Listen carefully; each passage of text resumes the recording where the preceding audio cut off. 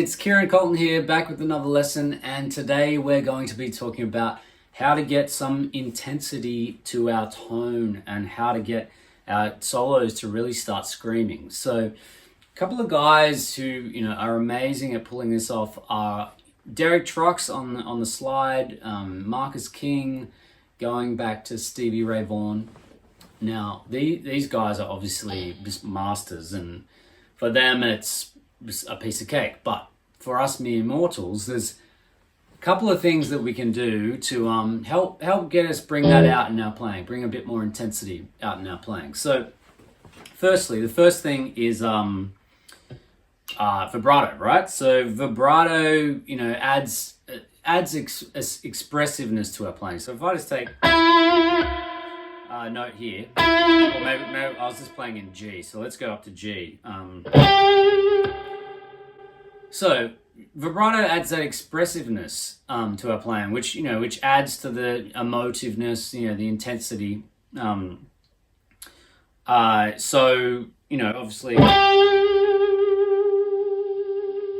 can hear that's already adding some sort of intensity to the note than if it was just held like that. But the second thing I'll tell you about, you probably know about vibrato, but the second thing is something I've kind of picked up from watching players. Is this sort of technique of raking, right? Raking across the strings. So if I'm playing that note there on the G string, what I can do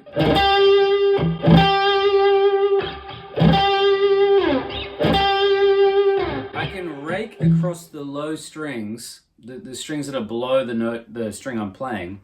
So in this case it would be the E, A, and D. And it gives that sort of like growl before the note. Like, I sort of equate it to, sometimes you hear those singers with like a husky voice or a growl, guys like Chris Stapleton. So it's kind of emulating that on guitar, right? Now, obviously, if you're doing that without muting those strings, you're just going to hear the open strings, and it's going to sound terrible. So you need to, if you're playing the note, say with your middle finger on the G string, you then need to mute those other strings with your index finger. So you rest your index finger across those strings. So they're muted, and then you can get that sound. So, a few little examples of this. There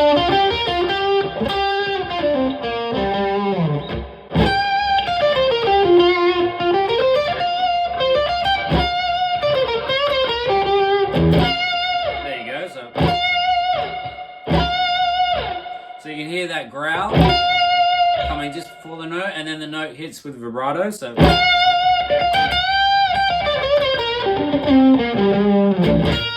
And then you can add, when you start adding in bends and things like that,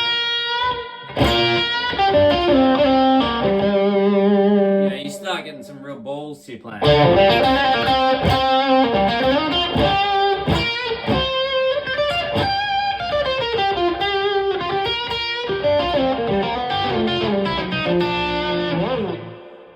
Anyway, so they're two things I kind of, I think about. They really add to that color, that way of playing.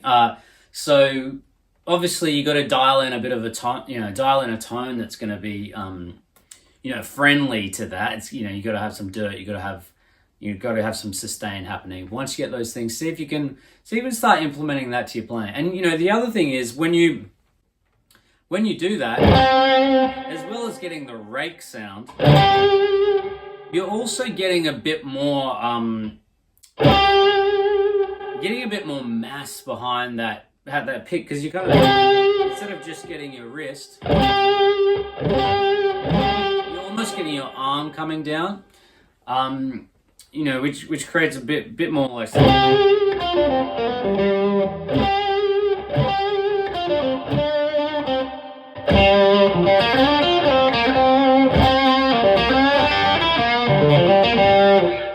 Creates a bit of a fatter tone in itself as well. So, all right, check that out.